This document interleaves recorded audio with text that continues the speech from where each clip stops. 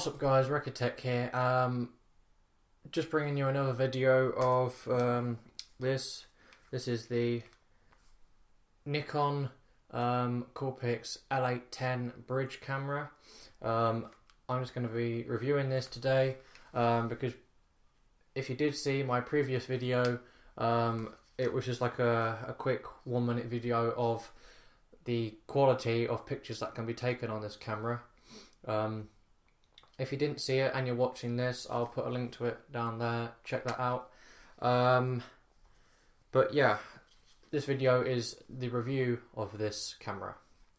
Okay, so let's get started. I've had this camera for about 2 years, so it's not the newest of the new cameras, but it doesn't mean that it can't, doesn't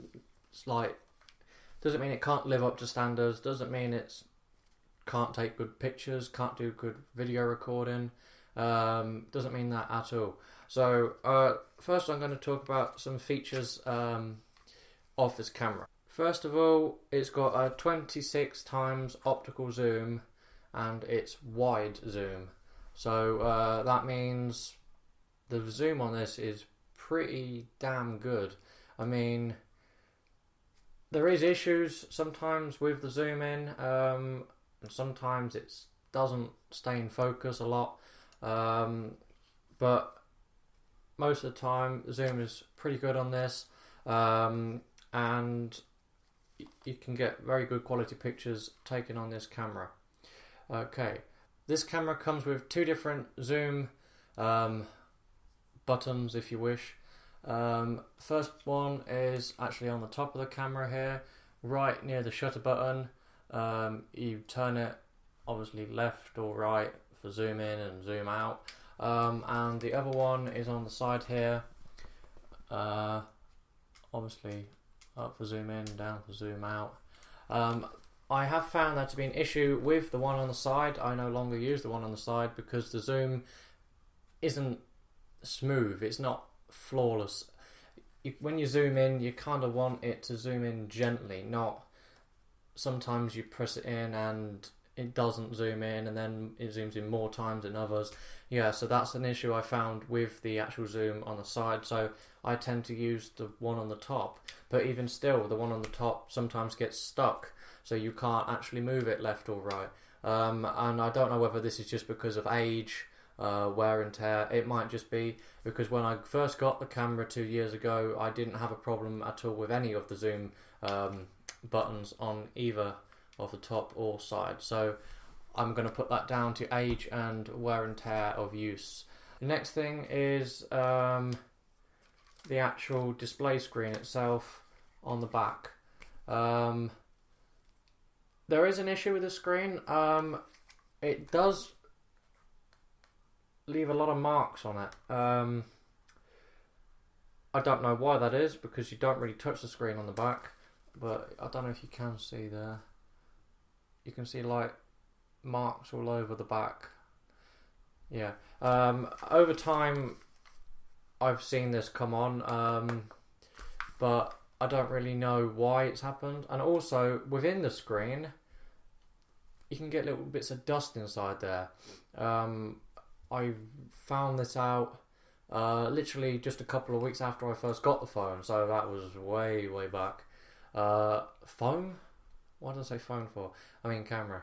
But yeah, you get dust inside the camera, and that doesn't really matter. It's not going to affect anything, but it just gets annoying because you know there's no way of getting that dust out of there, and that is then in there, and it just really annoys you.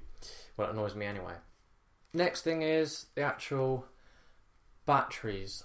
This camera isn't a rechargeable camera, and it doesn't come with a rechargeable battery, because this is only a bridge camera.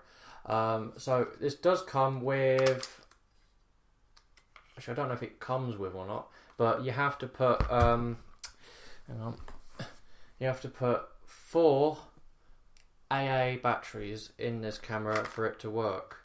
And of course that means the life of this camera all depends on what batteries you put in the camera. So Duracell, for instance. Depending on the make of them, you get different battery lengths, different lives of the battery, and it all depends and limits how many pictures you can take on here, how many videos you can take on here. Of course, that's only the battery life, and really the amount of pictures you can take and the amount of videos you can do all depends on what memory card you put in here. 16GB I have at the moment. No, actually no, this is 32GB I have in here at the moment. But of course you can have higher and you can have lower depending on really what you use the camera for. But really, there's nothing that wrong about this camera. It's gotten me through over the 2 years, and I haven't used another camera apart from this over the 2 years. So yeah, it's not a bad camera at all. This isn't the camera I actually used to film with. The one you're viewing on right now is a Sony camcorder. But that's only because I find the video recording on there is much better than on here. I don't know whether that's because it's a camcorder and that's specific to its job, but that's why I find that here is better recording than this one. On the side you have this little flap here and it has your inputs on there. You've got on here, you've got a HDMI mini, you've got the USB cable to connect to the computer, and I really don't know what that one is there. I think it's like some small power lead. I'm not quite sure because I've never used it, and I don't intend on using it because A, they don't supply you with a cable, and B, I can't be bothered to go out and order a cable when I don't really know what it's for. Maybe it's for rechargeable batteries you could put in there or so, I don't know. If you know, let me know in the comments below. That'll help me out. You can tell me something. If you're looking for a cheap camera, then I definitely recommend buying this. When I got it, I think it was probably £160, somewhere around there. I don't know whether they still sell this now or not. I'm not quite sure. But if they do, I'm guessing it's going to be either around the same or reduced, because this was 2 years ago when I got this for £160 or whatever. But yeah, it's not a bad camera. It comes with little cap you can put on over the lens there to keep dust out of the lens. But yeah, it's an overall nice camera for a bridge camera. I would prefer a an DSLR camera because you've got more availability with a DSLR. You can do more things with it, exchangeable lenses. You know, you got more capabilities with a DSLR than you have a bridge camera. You're not limited to anything. You want a bigger zoom, stick another lens on it. You can't do this with a bridge camera. So yeah, that's the only reason why I'd buy a DSLR, and hopefully I should be getting a DSLR soon over this camera because this is 2 years old, like I said, and I need a better camera. Not because I don't think this is good or anything, just because go with the times, change and everything. It's not a bad camera whatsoever, and if you do see this around, or maybe they've upgraded the model of this now, check it out, because it's a camera on a budget, but it does give you very good quality images, and that is what you want in a camera. Yeah, thanks for watching. Facebook, Twitter, Instagram, all the links to that are in the description below.